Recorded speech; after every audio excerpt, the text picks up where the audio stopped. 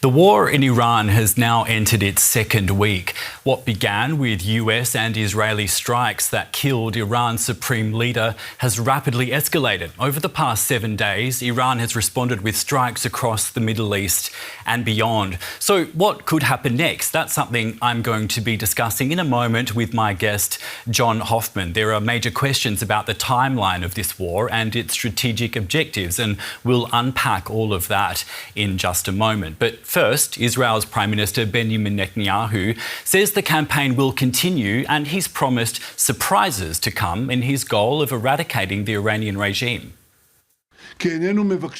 We have an organised plan with lots of surprises. To undermine the regime, enable change.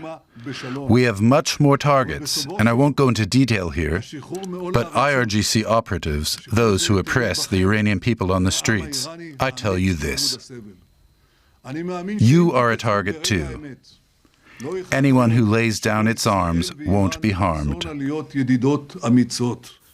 US President Donald Trump has also threatened to escalate the bombing on Iran, and he's demanded Tehran's unconditional surrender. Iran's President Masoud Pezeshkian has dismissed that call, but did offer this apology to Gulf neighbours who have been targeted by Iranian attacks. I should apologize to the neighboring countries that were attacked by Iran on my own behalf. What happened was that our commanders and our leader lost their lives following this barbaric aggression. And our armed forces, the champions that are sacrificing their lives to defend our territorial integrity, fired at will because their commanders were absent. And they did whatever was necessary. Meantime, Tehran has again been hit by a fresh wave of airstrikes. Iran's state media has confirmed explosions at an oil storage facility in the capital, and airstrikes in the south and east of the city appear to have been targeting a civil industrial facility. Earlier, the Israeli military said it struck a Tehran airport that it believes has been used to transport weapons to militant groups tied to Iran across the Middle East. We can speak now to Jon Hoffman, Research Fellow in Defence and Foreign Policy at the Cato Institute. Jon, it's really great to have you with us. There is a lot to talk about, but first I wanted to ask you for your assessment of this past week. Look, I think what we've seen over the past week is a war that President Donald Trump initiated that is open-ended. It lacks clearly defined and achievable objectives, really lacks a discernible end game, and really lacks an exit strategy. I think a lot of us are left wondering, what is it the United States intends to accomplish? Is the means that it is pursuing going to get the United States to that end? And what are going to be the regional and global ramifications of this conflict, which are already growing? Given what you've said, why do you think the US is fighting this war at all? There's many decades of policy inertia and special interests pushing the United States towards confrontation with Iran.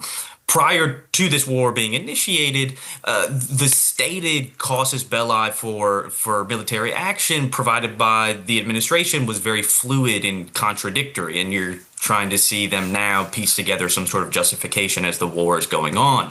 But it's shifting back and forth between the nuclear program, the ballistic missiles, liberating the Iranian people, and now it seems to be Donald Trump is just wholeheartedly embracing the regime change, if not outright state collapse. But if we want to talk about why the United States did this, the principal catalyst, I would say, for this war was not necessarily American strategic interests, but it was more so Israeli priorities. Israel was very instrumental in blocking a nuclear agreement with Trump in Iran, and it was very instrumental in pushing the United States to this current stage. And they, Benjamin Netanyahu is on record having lobbied for this, for over 3 decades.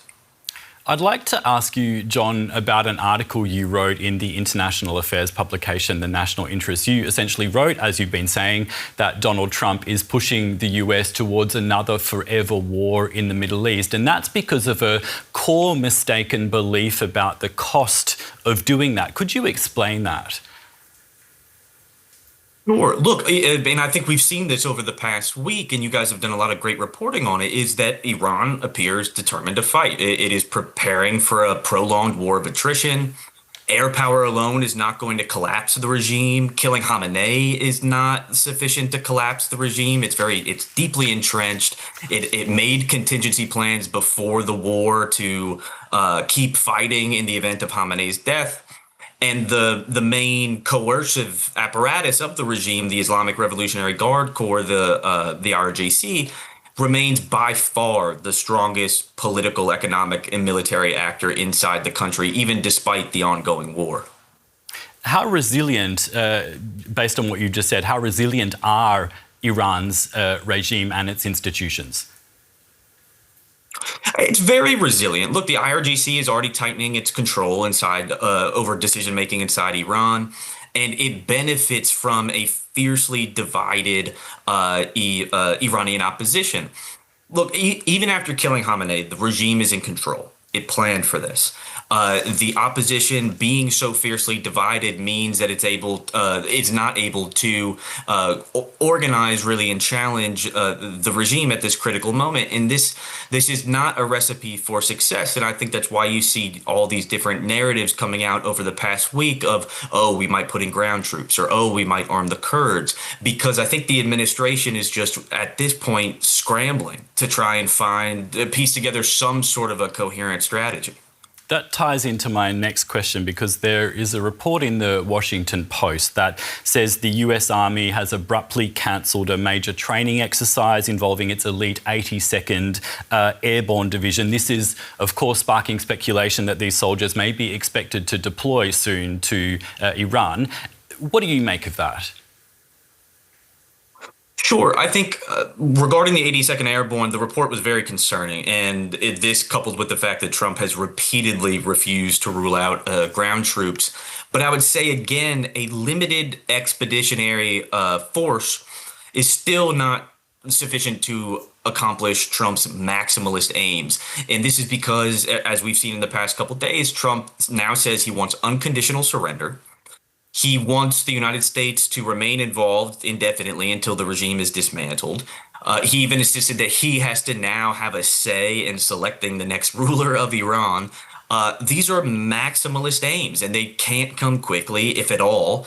And a limited ground campaign will not accomplish these either. What you're talking about, these objectives that you're talking about, would take a massive force that would ultimately result in a lot of dead Americans coming home. As you say, Donald Trump has refused to rule out sending ground troops, though he did say earlier this week that it would be a waste of time. They're his words. Can we take that at face value? I think it's hard at this moment to take anything the administration is saying at face value. One day you hear, one narrative, and then the next day you hear something that's completely contradictory. I wouldn't put it past Donald Trump to use what he, sees as a limited ground force inside Iran. I've seen ideas floated about special operations forces going in and seizing nuclear sites, but it's very hard to tell because Donald Trump, when it comes to U.S. foreign policy in particular, is just so erratic. And that's, of course, not just the case with Iran, but elsewhere. And so getting inside Donald Trump's head is incredibly difficult. There's another report I wanted to ask you about, also from the Washington Post. It details a classified US intelligence report, sort of, I guess, hinting at what you were saying earlier, but it's warning that a large-scale war is unlikely to end Iran's regime, and we were talking about how resilient the regime is. But what do you make of that report? No, I think the report is exactly correct. I think it notes that neither a short or extended campaign is going to be likely to dislodge the regime. Look, Iran's entire defense doctrine is rooted in this idea of defense in depth. It's this idea that, hey, we're up against much more powerful conventional adversaries, whether it be the oil-rich Gulf states, or the United States, Israel. So their entire strategy is focused on the idea of we are going to be attacked by a superior power. We are immediately going to try and draw them deeper in, raise the political and economic costs by going after things like oil infrastructure in the Gulf. And then if they ever come into our country, we're going to immediately resort to insurgency tactics and essentially bleed them dry and turn this into a costly war of attrition. This has been their doctrine for decades. We heard a little bit earlier from the Iranian president essentially apologising to Gulf states. What do you make of his apology? Look, I think he's, being a politician. The fact that Iran went after the Gulf states, it was very expected, actually, because what they're doing is by going after the Gulf states, by trying to drive up the cost of energy and so on and so forth, and particularly inflict pain on the Gulf states. They are hoping that the Gulf states who were already against this prior will go to Donald Trump and say, hey, you need to stop this war now. Donald Trump and his family have a lot of personal financial ties to the Gulf, but also Iran is trying to, like I said, raise the cost of global energy. And given the fact that this war is already incredibly unpopular within the United States, the more prices rise, the more the United States and the more other global actors are going to get angry. I wanted to ask you about one of the most recent developments, and of course there have been strikes on nuclear facilities, but just in the last few hours the US and Israel have started to attack Iran's oil infrastructure. There was a refinery that was hit south of Tehran. Why would they be going after this type of infrastructure now? Well, first, I would say, one, it shows that their ambitions go far beyond just the nuclear program or the ballistic missile program. This is rapidly turning into what I would say is Donald Trump and Netanyahu realizing that they might not be able to install a puppet government inside Iran. And instead, what they're trying to do is break the Iranian state. I mean, Donald Trump today even said when he was asked, do you think the map of Iran is going to look the same after this war as it did before? He said probably not. And it's this idea of imposing punishment on Iran, but going after the going after the oil infrastructure is escalating this to a different level. And if this continues, then there's every reason to believe that the IRGC and Iran more generally is going to dig in even deeper and try to hit back even harder. This is a path to further escalation, not less. Yeah, and that sort of ties into my next and final question to you, Jon, and I don't mean to put you on the spot here, but what do you think the next weeks and months are going to look like? Man, if I knew the answer to that, I would be a very rich man. But it's very difficult to figure out where this will head. But much of this comes down to really just a time game. Who can outlast who? The United States is facing significantly depleted missile interceptor stockpiles, and this has raised tremendous concern within the United States of how long it can maintain this pace of operations. The Gulf has rapidly depleted their missile interceptors, and Iran, of course, has a large stockpile of missiles. The United States has damaged a lot of its ability to launch those missiles, but they still have a large supply. They still have the means to launch, and they've been using these very cheap one-way suicide drones to overwhelm American, Israeli, and Gulf air defenses and drain their stockpiles. And it's the fact that the administration has provided the American people with no clear timeline on how long this is going to last. Trump said it's going to last as long as it takes. And that was essentially my argument behind saying this is quickly headed towards a forever war in the Middle East that he promised the American people that he would not fight. And it looks like we'll be speaking again probably very soon, Jon. Thank you so much to you. We've been speaking with Jon Hoffman, Research Fellow in Defence and Foreign Policy at the Cato Institute. Thank you, Jared. Big thanks to Jon Hoffman for answering our questions, and of course we'd love a chance to answer yours as well. Please do write us in the comments below, and if you'd like to see more of this, please do hit like and subscribe to the DW News channel.